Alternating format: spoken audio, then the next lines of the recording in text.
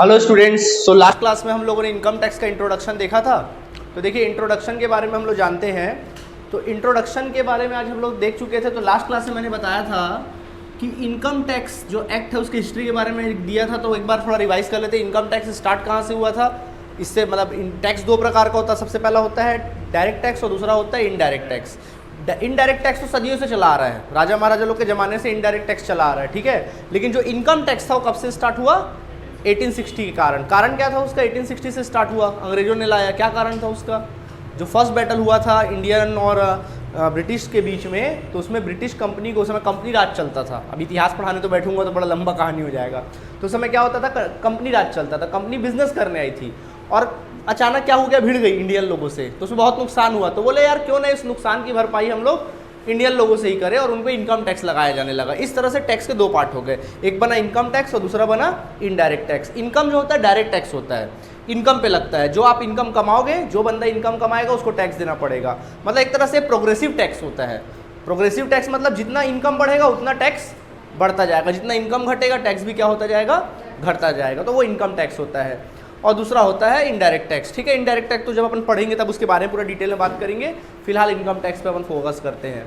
तो 1860 से चला आते कब तक चला? अंग्रेजों का कानून हमारे पास इनकम टैक्स जो चला वो लास्ट उसमें अमेंडमेंट आया था 1922 में आया था। उसके बाद जो सीधा अमेंड फिर वो कंटिन्यू चलता कि आज़ादी के बाद भी वही एक्ट चला जो अंग्रेजों ने बनाया हुआ था, ब्रिटिश एक्ट जो बनाया था इनकम टैक्स का। 1961 में हमने अपना खुद का एक्ट बनाया जिसका नाम था इनकम टैक्स एक्ट 1961। समझ में आया? तो एक्ट क्या होता है इसके बारे में आज डिस्कस करते हैं। एक्ट क्या होता है? एक तरह का कानून होता है।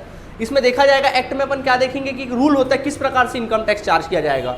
सबसे पहले तो ये बताता है कि इनकम टैक्स होता क्या है, फिर उसके बाद बताया जाएगा कि इनकम टैक्स देगा कौन, फिर देगा तो कौन इनकम टैक्स देगा एक देश के अंदर में। हम लोग इनकम टैक्स एक्ट जो पढ़ रहे हैं ना वो इंडिया की बात कर रहे हैं। हम लोग अमेरिका का या चाइना का या हम लोग श्रीलंका का इनकम टैक्स एक्ट नहीं पढ़ रहे। हम कहाँ का इनकम टैक्स एक्ट पढ़ रहे हैं? इंडिया का।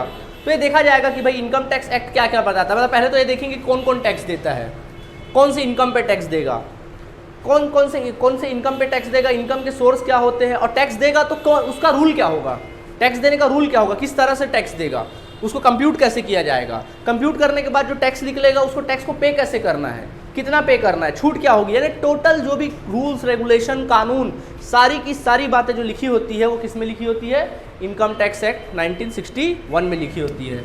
और ये एप्लीकेबल कब हुआ? एप्लीकेबल ऑन 1 अप्रैल 1962 से क्या हो गया? एप्लीकेबल होना स्टार्ट हो गया। तो ये इनकम टैक्स चला आ रहा है, ठीक है। तो आज हम लोग इनकम टैक्स के कुछ टेक्निकल वर्ड्स के बारे में देखेंगे। अच्छा, टेक्निकल वर्ड्स के बारे में देखने से पहले अपन लोग पूरा सिलेबस थोड़ा देख लेते हैं इनकम टैक्स में। तो देखिए इनकम टैक्स के आपके सिलेबस में यूनिट 1 है। सबसे पहले तो यूनिट 1 है। तो यूनिट 1 में आप लोग को दो प्रैक्टिकल सब्जेक्ट पढ़ना है। सबसे पहला पढ़ना है एग्रीकल्चर इनकम। एग्रीकल्चरल इनकम लोग एग्रीकल्चर वर्क करते हैं ना, तो एग्रीकल्चर से किस प्रकार उनको आमदनी होती है, किस प्रकार प्रॉफिट लोग कमाते हैं, किस प्रकार टैक्स देते हैं, उसके बारे में अपन पूरा रूल रेगुलेशन पढ़ेंगे। नंबर 2 यूनिट 1 में चैप्टर पढ़ेंगे and that is your residential status. Number 2 में हम लोग क्या पढ़ेंगे? Residential status. रेसिडेंशियल स्टेटस के बारे में क्या करेंगे? पढ़ेंगे अपन लोग, ठीक है। ओके एंड यूनिट, अब ये हो गया यूनिट 1। अब इसमें ऐसा है कि एग्जाम में क्या होता है, अगर इससे थ्योरी आया तो इससे प्रैक्टिकल आता है, इससे प्रैक्टिकल आया तो इससे थ्योरी आता है, ठीक है। यूनिट 2, अब हम बात करेंगे यूनिट 2 की। तो यूनिट 2 में आप लोग को क्या क्या पढ़ना है? यूनिट 2 में आपको पढ़ना है सबसे पहला, अच्छा यूनिट 2 में क्या पढ़ेंगे बता रहा हूँ मैं आप लोग को। एक्चुअली क्या होता है, अपन पता कोई भी इंडिविजुअल या कोई भी बंदा या कोई भी पर्सन 5 हेड्स ऑफ इनकम होते हैं। इनकम के कितने होते हैं? 5 हेड्स। कोई भी बंदा 5 तरीकों से इनकम कमा सकता है। सबसे पहला तरीका होता है इनकम फ्रॉम सैलरी। आप किसी एम्प्लॉयर के अंदर में जाके काम करिए, हर महीने पगार पाइए, this is your income from salary. आया बात समझ में? ये आपका इनकम फ्रॉम सैलरी कहलाता है, ठीक। इसके बाद होता है number 2 income from house property. दूसरा ये है कि आपने कोई हाउस प्रॉपर्टी बना दी, आपके पास कोई ज़मीन था, आपके पास थोड़े से पैसे भी थे, थोड़े से तो नहीं लगते लेकिन आपके पास पैसे भी थे, आपने एक हाउस प्रॉपर्टी बना दी, हर महीने किराया आ रहा है। मान लीजिए आपके पास अच्छा खासा ज़मीन था, आपने वहाँ पर 10 दुकानें बना दी, एक एक दुकान को 5,000 किराए पे चढ़ा दिया कॉम्प्लेक्स बना के। कितना आ रहा महीना किराया? 50,000 पर मंथ आ रहा है। ऐश का लाइफ है, ठीक, कुछ करने की ज़रूरत नहीं, ठीक। तो कितना आ गया, या खुश भी हो गए, ठीक है। तो इनकम फ्रॉम हाउस प्रॉपर्टी, यहाँ बंदा यहाँ से इनकम कमाता है। नंबर 3 होता है income from business and profession. अगला इनकम का सोर्स होता है income from business and profession. मतलब या तो फिर आप, और कोई बंदा कैसे इनकम कमाता है, बिजनेस करता है, माल खरीदता, माल बेचता, प्रॉफिट अर्न करता, वहाँ से बिजनेस से इनकम कमाता है। दूसरा होता है प्रोफेशन, प्रोफेशन से भी इनकम कमाता है। प्रोफेशन जैसे आप सीए बन गए तो आपको फीस मिल रहा है, आप सामने वाले को नॉलेज दे रहे हो और फीस मिल रहा है। डॉक्टर बन गए, डॉक्टर आप किसी को कंसल्ट कर रहे हो, आप कंसल्ट करो, ऑपरेशन करो, इलाज करो, बदले में अपनी फीस ले रहे हो। मेरे जैसा एजुकेशन फील्ड में आ गए, आप लोगों ने कोचिंग सेंटर खोल लिया, क्या है, प्रोफेशन है, फीस ले रहे हैं, तो ये ऐसे भी इनकम कमाते हैं, इस पर भी लोग को टैक्स देना पड़ता है, ये भी एक इनकम का सोर्स होता है। नंबर 4 होता है income from capital gain. Number 4 होता है इनकम फ्रॉम कैपिटल गेन। तो कैपिटल गेन पे इनकम लगाया जाता है, इनकम फ्रॉम कैपिटल गेन। तो इनकम फ्रॉम कैपिटल गेन का मतलब आप अगर मान लीजिए आपके पास कोई ज़मीन है, जायदाद है, सोना है, चांदी है, सिल्वर, जो भी है आपके पास, उसको आप बेच रहे हो, उस पर आप प्रॉफिट कमा रहे हो, वो भी एक इनकम का एक सोर्स होता है। जैसे आपके पास कोई ज़मीन थी, आपने खरीदा उसको 2 लाख रुपए में और कुछ दिन बाद उसको 3 लाख में बेच दिया, कितना कमा लिए, 1 लाख रुपए कमा लिए। तो ये क्या है, इनकम फ्रॉम कैपिटल गेन। आई बात समझ में, ठीक है। नंबर 5 होता है income from other sources. Income from other sources. Other sources मतलब जो इनकम पिछले 4 हेड में नहीं आता, वो इस कैटेगरी में आता है।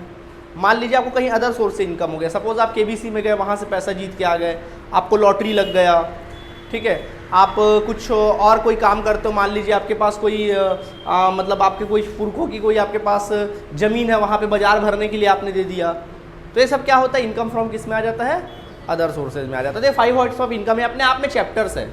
इनकम फ्रॉम सैलरी पढ़ेंगे, चैप्टर है, ये भी चैप्टर है, ये भी चैप्टर है, ये भी चैप्टर है और ये भी चैप्टर है, ठीक है। तो यूनिट 2 की हम बात कर रहे थे, फिर से वापस आ जाते हैं। यूनिट 2 में आप लोग 2 चैप्टर पढ़ोगे, 3 चैप्टर पढ़ोगे, sorry 2 chapter. Income from salary पढ़ोगे यूनिट 2 में आप लोग, इनकम फ्रॉम सैलरी होता है, और इनकम फ्रॉम हाउस प्रॉपर्टी पढ़ोगे। यूनिट 2 में 2 चैप्टर्स है, income from salary and income from house property, ठीक। उसके बाद यूनिट 5 में यूनिट 3 में ही, अच्छा ये हो गया यूनिट 2। अब यूनिट 3 की बात कर लेते हैं। यूनिट 3 में आप चैप्टर पढ़ोगे income from business and profession. Income from business and profession, आप income from business and profession chapter पढ़ोगे। उसी में ही आप लोग इनकम फ्रॉम कैपिटल गेन ही पढ़ोगे, यूनिट 3 में ही रहेगा इनकम फ्रॉम कैपिटल गेन। इसके बाद उसी में ही आप लोग यूनिट 3 में ही आप लोग पढ़ेंगे income from other sources. Income from other sources, जो अदर सोर्सेज ही पढ़ोगे वो किसे पढ़ोगे, यूनिट 3 में पढ़ोगे।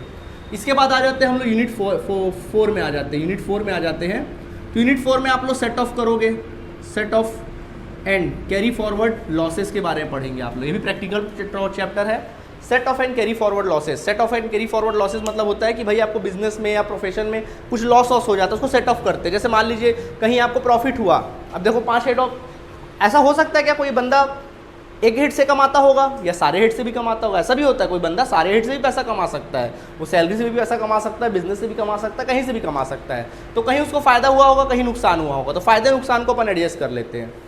अच्छा, इनकम टैक्स इस पे लगता पता है, देखो अगर कोई बंदा है, इसको इनकम हुआ, किसी साल उसको इनकम हुआ 1 लाख रुपए का, बोलो इनकम टैक्स देगा, हाँ देगा। इनकम हुआ ना तो टैक्स क्या करेगा, देगा। लेकिन उसी जगह यही बंदे को मान लो अगले साल लॉस हो गया, मान लो 50,000 रुपये का लॉस हो गया, क्या ये टैक्स देगा, नहीं। टैक्स इनकम पे ही दिया जाता है, लॉसेस पे कभी टैक्स नहीं दिया जाता, ठीक है। तो सिर्फ इनकम पे टैक्स दिया जाएगा, लॉसेस पे कभी टैक्स नहीं दिया जाता। तो वो लॉस वगैरह को सेट ऑफ करते हो, अपने आप में एक चैप्टर है। उसके बाद इसी में ही आप लोग पढ़ेंगे दूसरा टोटल इनकम। इंडिविजुअल का टोटल इनकम कैसे निकालते, कोई भी बंदे का टोटल इनकम कैसे फाइंड आउट करना, उसके बारे में सीखोगे। इसी में ही पढ़ोगे टैक्स लायबिलिटी, एक बंदा टैक्स कितना देगा और कैसे देगा, उसका टैक्स कैसे कंप्यूट करना है, उसके बारे में अपन इसी चैप्टर में पढ़ेंगे, ठीक है। इसी चैप्टर में ही पढ़ेंगे HUF, बताएंगे HUF क्या होता है, बताएंगे उस समय। इसी चैप्टर में पढ़ेंगे आप लोग फर्म, इसी यूनिट में पढ़ेंगे आप लोग फर्म, ठीक। तो ये कहानी है इधर की, ठीक। अब बात आती है यूनिट 5 की। तो यूनिट 5 में हम लोग पढ़ेंगे, चैप्टर का नाम है एडवांस टैक्स पढ़ेंगे, TDS पढ़ेंगे। तो ये अपने आप में थ्योरी वाली बातें पढ़ेंगे। तो ये देखिए आपका डिटेल है यूनिट 1 से लेकर यूनिट 4 तक, मतलब ज़्यादातर प्रैक्टिकल की बात की जाए तो 1, 2, 3, 4 एकदम बिल्कुल 100% शुद्ध प्रैक्टिकल यूनिट्स है। यूनिट 5 को आप थ्योरी में गिन सकते हैं, उतना ज़्यादा नहीं, उसमें भी कभी किस्मत अच्छी रही ख़राब रही जो भी रही तो भले प्रैक्टिकल आ जाए तो आ जाए, आई बात समझ में, अदरवाइज थ्योरी ज़्यादातर आता है इसमें भी। अच्छा एक चीज़ है कि इसमें दोनों में मिक्स रहता है, एक थ्योरी एक प्रैक्टिकल, जैसे हमेशा देता है एग्जाम में वैसी थ्योरी प्रैक्टिकल दोनों देगा। हर यूनिट 15-15 मार्क्स का रहेगा, ये तो आप बचपन से जानते हैं, इसको बताने की मुझे आवश्यकता नहीं है। कुल मिला के 75 मार्क्स का पेपर होगा। क्लियर है? नोट करेंगे तो नोट कर सकते हैं।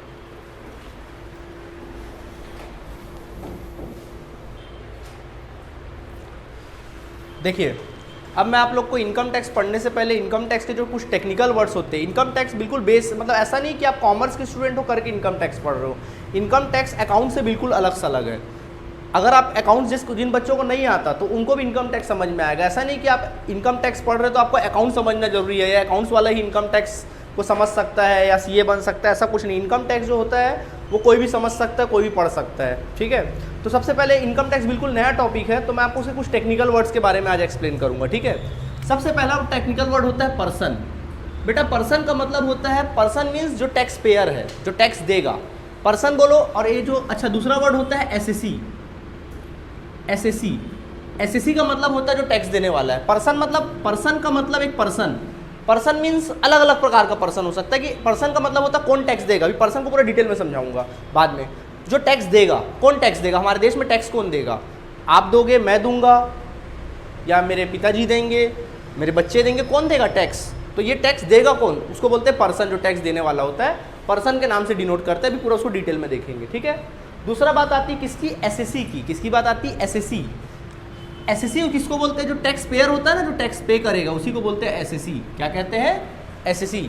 जैसे मान लो आज आप कमाते हो, सपोज आप कमाते हो, आप कुछ बिजनेस करते हो और आप कमाते हो, तो आपको क्या देना पड़ेगा, आपने साल में 10 लाख रुपए कमाया, तो गवर्नमेंट को आपको क्या देना पड़ेगा, टैक्स। तो यहाँ पे टैक्स पेयर कौन है, कौन है टैक्स पेयर, आप हो ना, तो आपको एसएससी बोलते हैं। क्या कहते हैं, एसएससी। अभी हिंदी में क्या बोलते हैं थोड़ा देख लेना आप लोग, ठीक है, भूल गए हिंदी में क्या बोलते हैं। इसको हिंदी में शायद बोलते हैं, अब करदाता, करदाता बोलते हैं, ठीक, करदाता, जो कर देता है, करदाता, ठीक है। उसके बाद नंबर 3 होता है ईयर के बारे में बात करते हैं। अब हम लोग बात करते हैं ईयर के बारे में। ईयर बड़ा इंपॉर्टेंट है, ठीक है।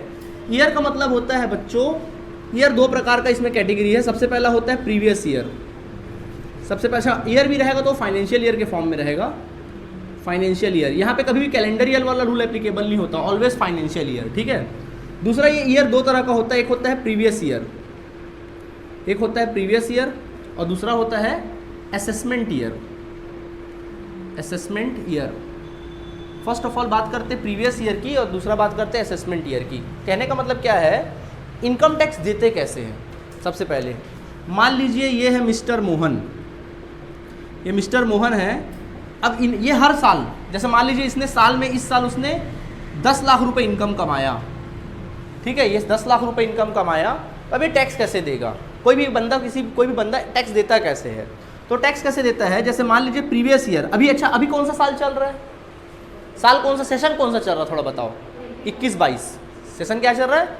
अभी हम लोग कौन से महीने में खड़े, महीना बोलो, अगस्त चल रहा है, अगस्त 2021, यानी हमारा साल चल रहा है। 1 अप्रैल 2021 से स्टार्ट हुआ हमारा सेशन और मार्च 22 में खत्म होगा, यानी मार्च 22 में देखना आप लोग एग्जाम दोगे, यानी हमारा सेशन एंड कब होगा, मार्च 22 में। यानी अगर देखा जाए तो हम कौन से साल में खड़े हुए हैं, 1 अप्रैल 2021 से लेकर 31 मार्च 2022 में अभी हम लोग खड़े हुए हैं, ठीक है।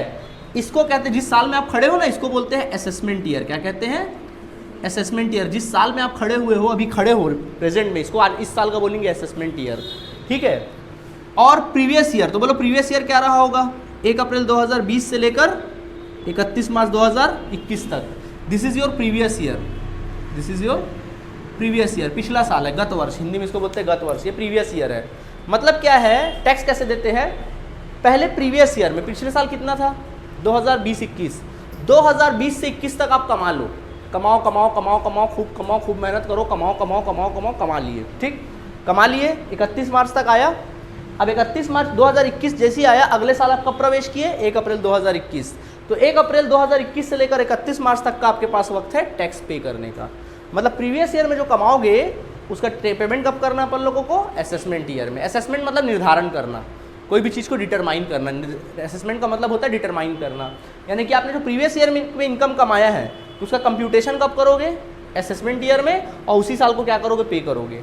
फिर इस साल जब कमाओगे तो इसका पेमेंट कब करोगे, अगले साल। तो यानी अगले साल क्या हो जाएगा, ये प्रीवियस हो जाएगा 21-22, और 22-23 क्या हो जाएगा, असेसमेंट ईयर हो जाएगा। तो आप जिस सेशन में बैठे हो वो क्या है आपके लिए, 21-22। तो आप कभी भी आपसे पूछा जाए कि बेटा आपका 21-22 कौन सा ईयर है, तो आप बोलोगे असेसमेंट ईयर है, और प्रीवियस ईयर क्या है, 2021। यानी कि जो भी बंदा 2021 में कमाया है उसका कंप्यूटेशन कब करेंगे, इनकम का 21-22 में कंप्यूट करेंगे, और इसी साल के अंदर में क्या कर देंगे, पे कर देंगे। समझ में आ गया। तो ये होता है ईयर का कॉन्सेप्ट। कोई परेशानी है तो बोलो, ठीक है।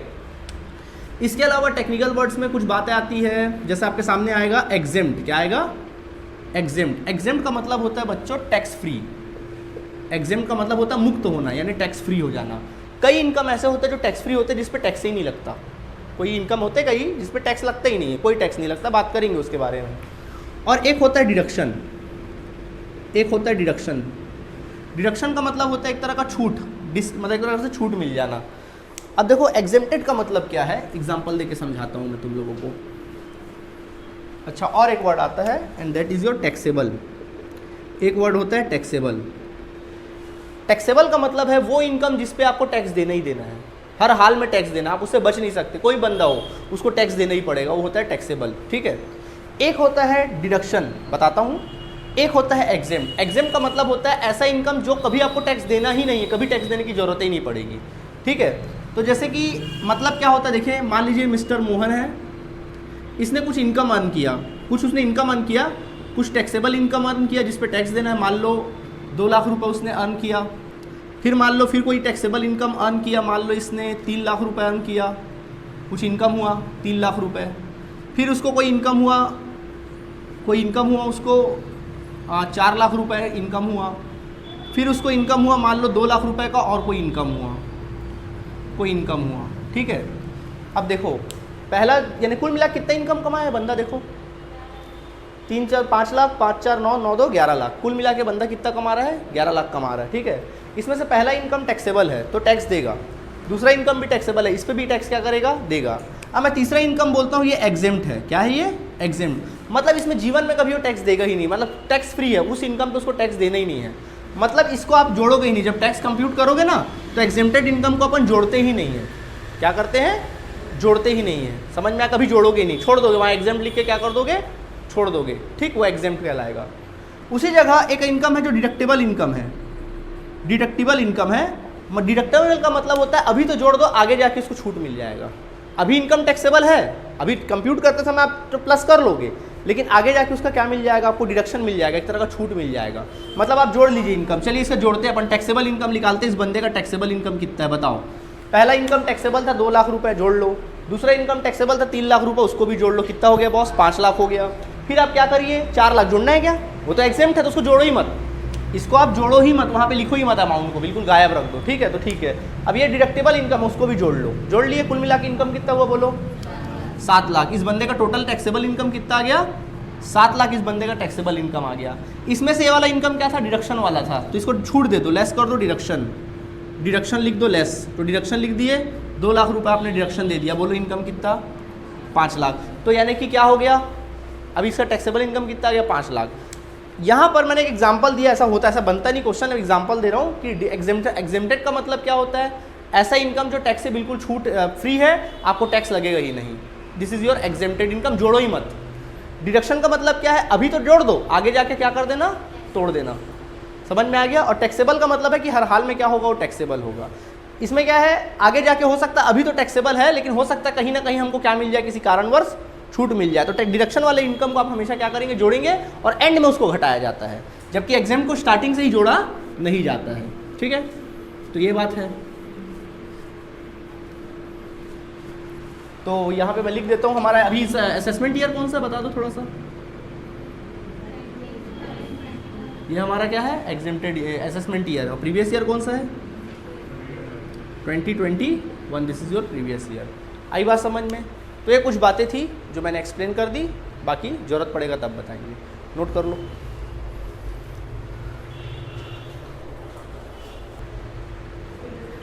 चलिए अब हम लोग बात करते हैं पर्सन के बारे में। पर्सन का मतलब क्या होता है, देखिए पर्सन का मतलब होता है हमारे इंडियन टैक्सेशन सिस्टम में इंडियन इनकम टैक्स एक्ट 1961 में ये डिफाइन किया गया कि पर्सन कौन होगा, कौन वो बंदा होगा, वो कौन कौन सा बंदा होगा जो टैक्स देगा। ठीक है, तो पर्सन, उन्होंने क्या बोला कि कोई भी जो अगर इंडिया में पर्सन है, जो भी इंडिया में क्या है पर्सन है, वो पर्सन टैक्स देगा। वो पर्सन है और कैसे भी अगर वो कमाएगा तो टैक्स देगा। ठीक है, तो हमारे देश में 7 टाइप्स ऑफ पर्सन होते हैं। हमारे देश क्या पूरे ऑल ओवर वर्ल्ड में 7 टाइप्स ऑफ पर्सन है। पर्सन को 7 प्रकार के पर्सन होते हैं। ठीक है, सबसे पहला पर्सन होता है इंडिविजुअल। फर्स्ट ऑफ ऑल क्या होता है इंडिविजुअल। तो सबसे पहले बात आती है इंडिविजुअल किसको बोलते हैं। देखिए इंडिविजुअल मतलब कोई भी बंदा या बंदी। इंडिविजुअल मतलब टैक्स कैसे दिया जाएगा, मैं कमाऊंगा, मैं काम करता हूँ ना, मैं कमा रहा हूँ, मैं अपने इनकम पे टैक्स दूंगा। मेरा भाई कमाएगा, वो अपने इनकम पे क्या करेगा, टैक्स देगा। मेरी बीवी अगर कमाती है तो वो कमाएगी तो वो अपना टैक्स देगी। यानी इंडिविजुअली कोई भी बंदा ऐसा नहीं कि भाई मिल के रह रहे, एक ही घर में रह रहे तो सब एक साथ टैक्स पटाएंगे, नहीं। कोई भी इंडिविजुअल अकेला रहेगा तो अकेले अकेले टैक्स पटाता है। कल को आप अकेले काम करोगे, आपके पिताजी काम करते, वो अपना टैक्स अलग पटाएंगे, वो अपना कमाते हैं। कल को आप कमाना स्टार्ट करेंगे तो आप अपना काम करते तो आप अपना टैक्स पटाएंगे। तो पहला होता है पर्सन इंडिविजुअल। एक इंडिविजुअल बंदा भी क्या करता है, टैक्स पटाता है। ठीक है, जो जीता जागचा है, इसमें कोई भेदभाव नहीं भैया, कोई नर या कोई नारी वाली बात ही नहीं है, सब इक्वल है। ठीक है, इसके बाद नंबर 2 होता है HUF, हिंदू अनडिवाइडेड फैमिली।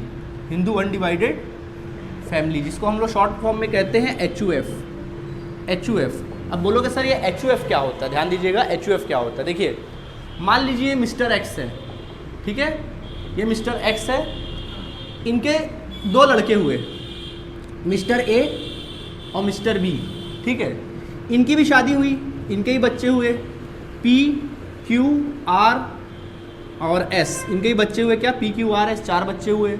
फिर उसके बाद इनके भी कुछ बच्चे हुए X, Y, Z। अब हो गया, दादा से प्यार था तो उसने अपने पिताजी के नाम पे रख दिया नाम। ठीक है, चलो ठीक है, अलग बदल देते, चलो आपको पसंद नहीं आ रहा तो इसका नाम ही बदल देते, वो रख देते, चलो ठीक है। इनके बच्चे थे वो, ठीक, फिर इनकी भी शादी हुई होगी, ये भी कमाए होंगे, जो भी रहा होगा। ठीक है, अच्छा एक बात बता रहा हूँ, मान लो ये जो है डॉक्टर है, ये जो है इंजीनियर है, बाकी ये टीचर है, ये प्रोफेसर है, ये रेलवे में काम करता है, ये फलाने जगह काम करता है, ये खाली बैठे रहता है, ये कुछ करता है, सब अपना अपना काम करते हैं। बताइए लोग जो टैक्स देंगे सब अलग अलग कमा रहे, सब टैक्स देंगे अपने हिसाब से, किस में आएगा ये?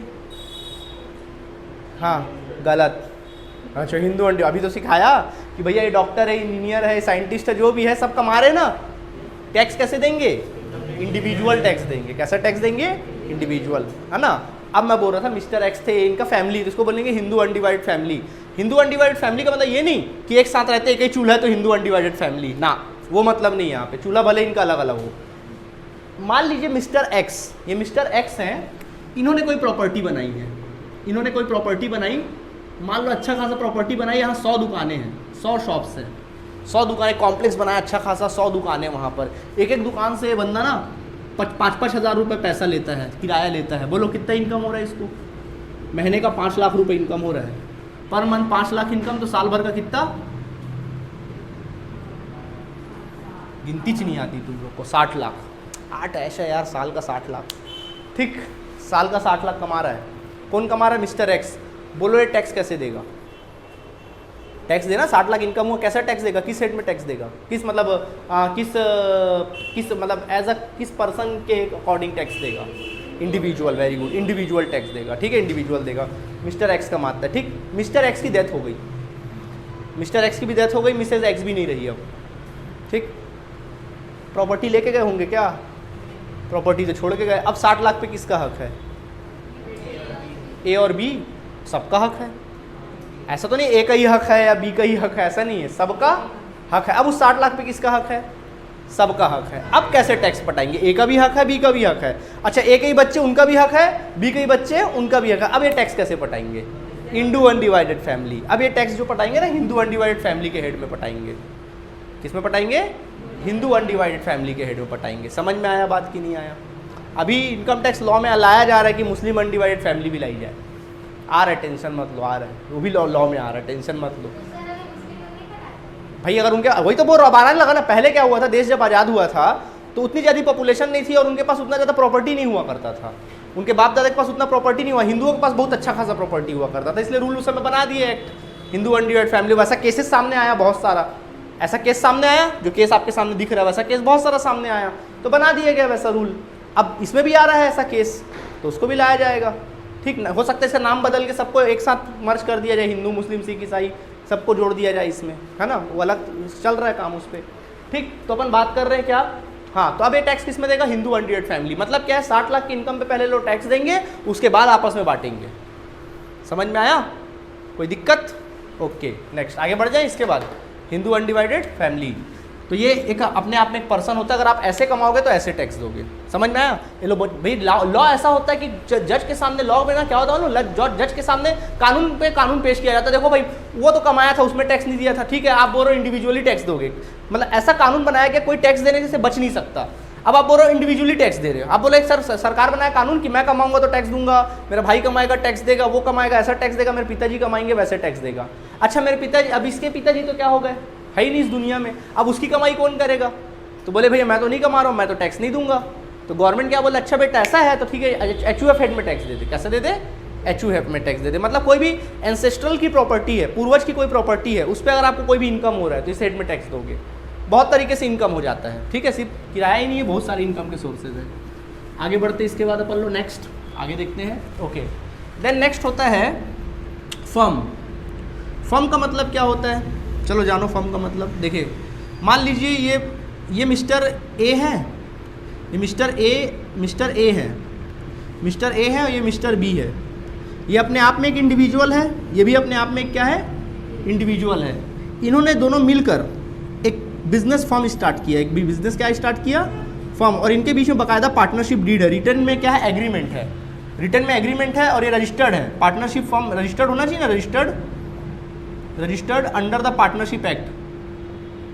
पार्टनरशिप एक्ट में इनका फर्म बाकायदा रजिस्टर्ड है। पार्टनरशिप एक्ट में क्या है, लो बिल्कुल रजिस्टर्ड है। बोलो क्या कहलाएंगे, पार्टनर्स। इसको बोलते हैं पार्टनरशिप फर्म। क्या कहा जाता है इनको, पार्टनरशिप फर्म। दोनों मिलके कमा रहे हैं, ये भी काम कर रहा है, ये भी अपना पैसा लगाया, काम कर रहा है, पैसा कमा रहे हैं, प्रॉफिट हो रहा है इसमें, फर्म में प्रॉफिट हो रहा है। अब टैक्स कैसे देंगे, इंडिविजुअल तो नहीं कमा रहे इन लोग, तो टैक्स देने से बच जाएंगे। तो बोले ठीक है बेटा, पार्टनरशिप फर्म में टैक्स दे, मतलब पहले प्रॉफिट में टैक्स दे, उसके बाद आपस में बांटना। पहले अपने प्रॉफिट पे क्या दो, टैक्स दो, फिर वापस में आपस में क्या करिए आप लोग, बांटिए। आई बात समझ में कि नहीं आई? ठीक, तो ये होता है क्या, फर्म। नंबर 4 होता है body of individual. Body of individual, इसको बोलते हैं BOI। मान लीजिए मिस्टर ए है और मिस्टर बी है, दोनों अपने आप में इंडिविजुअल्स हैं, ठीक है, दोनों मिलकर क्या कर रहे हैं, काम कर रहे हैं, दोनों मिलकर बिजनेस कर रहे हैं, बट इनके बीच में किसी प्रकार का एग्रीमेंट नहीं है, ना ही इनका कोई पार्टनरशिप एक्ट में रजिस्टर्ड है। ठीक, क्या ये लोग पार्टनर कहलाएंगे? ए और बी दोनों इंडिविजुअल है, अपने आप में इंडिविजुअल है, ये लोग भी बिजनेस कर रहे हैं, कोई बिजनेस कर रहे हैं, लेकिन इनके बीच में ना तो डीड है ना तो पार्टनरशिप एक्ट में एग्रीमेंट है। अब कैसे टैक्स देंगे ये लोग? तो ऐसे को बोलते हैं बॉडी ऑफ इंडिविजुअल। क्या कहा जाता है, बॉडी ऑफ इंडिविजुअल। तो बॉडी ऑफ इंडिविजुअल टैक्स देंगे, बॉडी ऑफ इंडिविजुअल। तो इसमें क्या होगा, ए और बी आपस में क्या करेंगे, जब भी कोई भी बिजनेस से या कोई भी काम से प्रॉफिट कमाए, पहले उस प्रॉफिट पे टैक्स देंगे, फिर आपस में बांटेंगे। इसको बोलते हैं बॉडी ऑफ इंडिविजुअल। समझ में आया कि नहीं आया? होता है ऐसा काम। पार्टनरशिप क्या होती है, बाकायदा एक बिजनेस करते हैं पार्टनरशिप फर्म में, बाकायदा रजिस्टर्ड होते हैं। कई बार क्या होता है देखना, जैसे फिल्मों में देखोगे, कभी रोहित शेट्टी और शाहरुख खान मिलकर फिल्म बनाते हैं, कभी रोहित शेट्टी और अजय देवगन मिलकर फिल्म बनाते हैं, कभी रोहित शेट्टी और करण जौहर मिलकर क्या करते हैं, फिल्म बनाते हैं। तो ऐसे लोग को क्या कहेंगे अपन लोग, बॉडी ऑफ। ये लोग पार्टनर नहीं बोलेंगे। पार्टनरशिप में क्या है कि आप एक जगह पार्टनर हो, फिर पार्टनर ही रहना पड़ेगा, रजिस्टर्ड होना पड़ेगा। अब यहाँ तो भैया नाच नाच के कर रहे, कभी हम दोनों पार्टनर है, कभी कभी कोई और लोग पार्टनर है, सब अलग अलग जगह पे है ना पार्टनर। तो ऐसे में बॉडी ऑफ इंडिविजुअल में टैक्स दिया जाता है। जो भी प्रॉफिट हुआ पहले टैक्स दो, उसके बाद आपस में क्या कर लो, बांट दो। कोई परेशानी? पक्का? ठीक है, आगे बढ़ते हैं। इसके बाद नंबर 5 ध्यान दीजिएगा, number 5 association of person. Association of person, अगला नंबर 5 होता है association of person. Association of person का मतलब क्या होता है, सुनना। मान लीजिए मिस्टर ए है, ये अपने आप में क्या है, इंडिविजुअल है। ये मिस्टर बी नहीं है, ये एक पार्टनरशिप फर्म है, ये एक फर्म है, ये पार्टनरशिप फर्म या फिर कोई कंपनी है। मान लीजिए कोई कंपनी है, क्या है ये, कोई कंपनी है। दोनों आपस में मिलकर कमा रहे हैं, दोनों आपस में मिलकर वर्क कर रहे हैं और आपस में कोई बिजनेस कर रहे हैं और कमा रहे हैं, क्या दोनों पार्टनर नहीं हो सकते? दोनों आपस में मिलकर पार्टनर है। एक इंडिविजुअल और एक कंपनी क्या पार्टनर नहीं हो सकती? हो सकती है। भाई मान लीजिए ये कोई हीरो कंपनी है, सपोज ये हीरो कंपनी है, और ये कोई बंदा है जिसने पानी से चलने वाला क्या बना दिया, गाड़ी बना दिया, ठीक। तो इसके पास फॉर्मूला है, इसके पास फैक्ट्री है, दोनों आपस में क्या बन गए, पार्टनर। ठीक है भाई, मैं आपको फॉर्मूला दूंगा, आप अपना फैक्ट्री तो बनाओ और बेचो, और उसमें हम दोनों आपस में क्या करेंगे, बांट लेंगे। एसोसिएशन ऑफ पर्सन, ऐसे लोग को क्या बोलते हैं, एसोसिएशन ऑफ पर्सन। तो गवर्नमेंट बोलता है बेटा ऐसे कमाए हो तो ऐसे भी क्या दे दो, टैक्स दे दो। आया बात समझ में? देखो टैक्स से आप बुचक नहीं सकते, कहीं से भी बच नहीं सकते। आप ये नहीं बोल सकते मैंने ऐसे कमाया तो अब मैं टैक्स नहीं दूंगा। कानून ऐसा बनाया गया कि कहीं से भी बंदा बच ना सके, बिल्कुल फंदा उनके हाथ में होना चाहिए, कोशिश की जाती है। फिर भी लोग कहीं ना कहीं अपना दिमाग लगा के क्या कर लेते हैं, कहीं ना कहीं से रास्ता निकालते हैं। कानून का जो ज्ञाता होता है कहीं ना कहीं से रास्ता निकालता है, तो वो रास्ता निकालने का मैं वैसे कोशिश करते नहीं निकल पाता रास्ता। हर चीज़ का कानून, अगर रास्ता आप निकालना भी चाहो ठीक है बेटा अभी तो बेनिफिट ले ले, अगली बार नया कानून बना देंगे, अमेंडमेंट ला देंगे, पढ़ाया था ना कल, अमेंडमेंट चेंजेस ला देंगे, उसमें संशोधन ला देंगे, ठीक है, सर्कुलर ला देंगे, ओके ठीक है। तो एसोसिएशन ऑफ पर्सन समझ में आ गया। एसोसिएशन ऑफ पर्सन का मतलब ये सब थ्योरी में लिखने को आएगा। अच्छा, इसमें खास बात यह है कि इनकम टैक्स अपन पढ़ेंगे ना, तो इनकम टैक्स मैंने क्या बोला कि थ्योरी आएगा या फिर ऑप्शन में प्रैक्टिकल आएगा। तो तुम लोग की खास बात क्या मालूम है, थ्योरी भी कौन सा आएगा मालूम है, जो मैं तुम लोग को पढ़ाऊंगा ना रूल्स रेगुलेशन, वही चीज़ थ्योरी में लिखने को आएगा। यानी इतना है कि तुम लोग समझ लो थ्योरी में भी तुम लोग सेफ हो और प्रैक्टिकल के पॉइंट ऑफ व्यू से भी तुम लोग सेफ हो। मतलब जो चीज़ प्रैक्टिकल में सीखोगे वही चीज़ थ्योरी में लिखने को आएगा। बस पढ़े रहोगे, अगर पढ़े रहोगे तो इनकम टैक्स कभी भी आपके लिए टफ नहीं रहेगा, हर हाल में वो बनेगा ही बनेगा। प्रैक्टिकल बनेगा तो अगर थ्योरी बनेगा तो प्रैक्टिकल नहीं बनेगा तो थ्योरी बन जाएगा, थ्योरी नहीं बनेगा तो प्रैक्टिकल बन जाएगा। कुछ ना कुछ तो होगा आपके साथ, समझ में आया। और जो कुछ नहीं करता तो भैया उसका तो फिर भगवान भी मालिक नहीं है। ठीक है, आगे देखें। नंबर 6 होता है बच्चों कंपनी। क्या होता है, कंपनी। पढ़े हो ना, कंपनी भी अपने आप में एक पर्सन होती है। पढ़े थे नहीं पढ़े थे? कंपनी के रूप में कमाती कंपनी अपने आप में एक पर्सन होती है। इसके बहुत सारे शेयर होल्डर्स होते हैं, बहुत सारे मालिक होते हैं। अब इसके कितने सारे शेयर होल्डर हैं, मालिक है, लेकिन हमने पढ़ा था ना कि मालिक अलग होते हैं और कंपनी क्या होती है, अलग। अब कंपनी प्रॉफिट कमाएगी, वो प्रॉफिट किस में बटेगा, उनके शेयर होल्डर में। बात है, शेयर होल्डर तो भैया हजारों में हो सकते, लाखों में हो सकते। कहाँ मांगने जाएगा भैया गवर्नमेंट टैक्स, किसके पास दौड़ते रहेगा, दे भाई टैक्स। तो प्रॉफिट पहले होगा, वो प्रॉफिट किस में बटेगा, शेयर होल्डर में। तो प्रॉफिट बटने से पहले उसमें टैक्स कट जाता है। प्रॉफिट बटने से पहले आपस में उनमें क्या करेगा, टैक्स कटेगा, उसके बाद इनमें क्या होगा, बटेगा। तो टैक्स कौन पटा रहा है यहाँ पे, कंपनी टैक्स पटा रही। तो कंपनी पर्सन है अपने आप में। ऑलराइट, कोई दिक्कत है तो बोलो, कोई दिक्कत नहीं है, ठीक है, यहाँ तक कंपनी, ठीक है। अब हम लोग बात करते हैं number 7, and that is your artificial person. Artificial या फिर जुडिशियल पर्सन,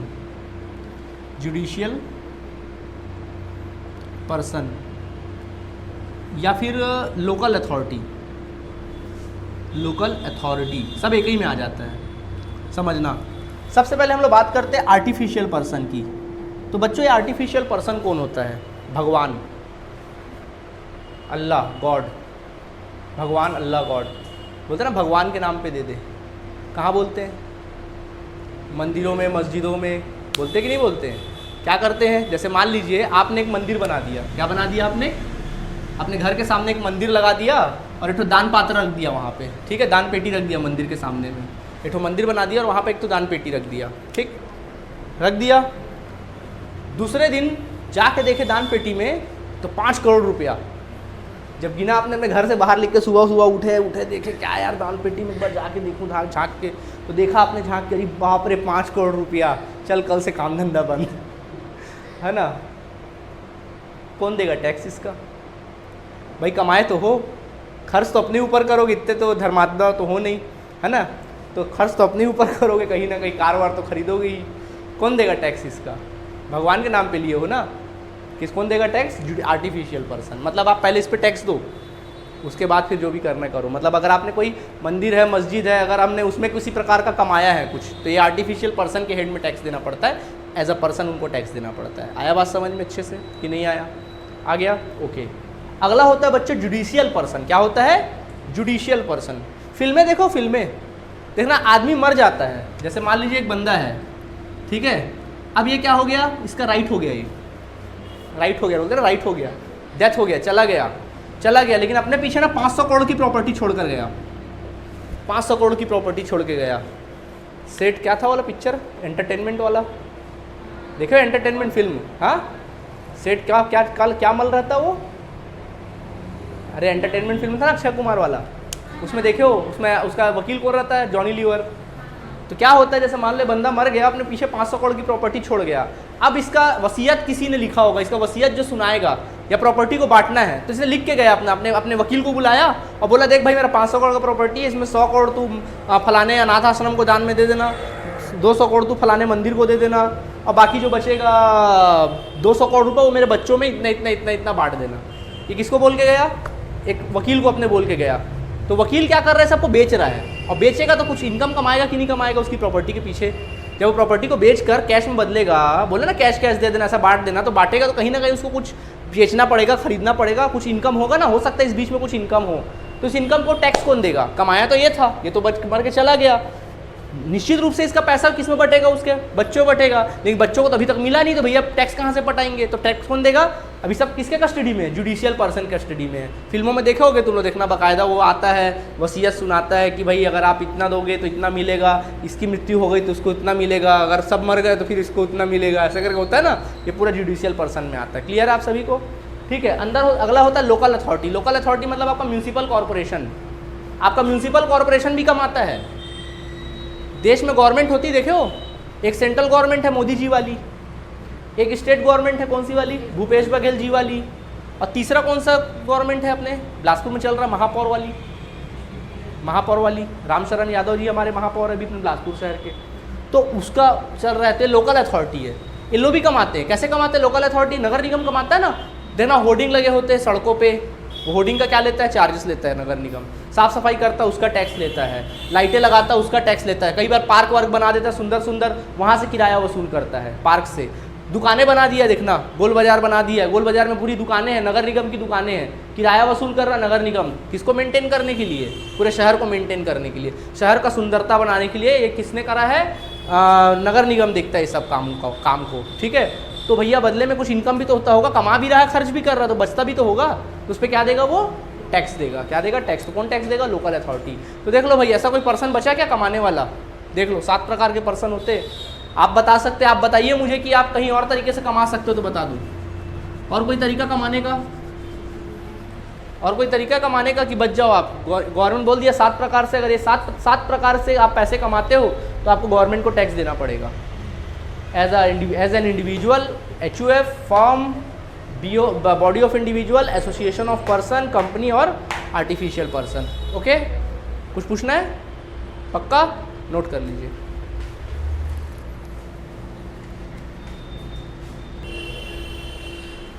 ओके, तो यहाँ तक नोट कर लिए तुम लोगों ने।